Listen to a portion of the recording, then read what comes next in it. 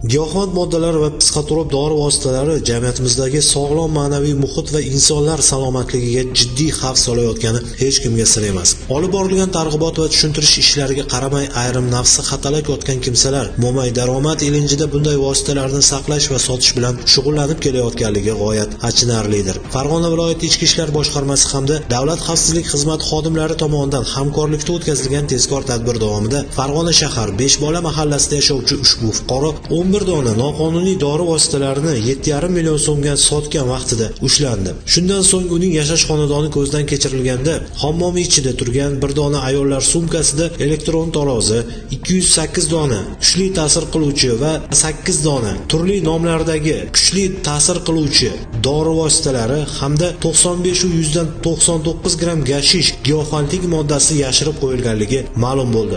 Aniqlangan og'u xolislar ishtirokida daliliy ashyo tariqasida rasmiylashtirib olindi. Hozirda mazkur holat yuzasidan jinoyat ishi qo'zg'atilib, tergovga qadar tekshiruv harakatlari olib borilmoqda.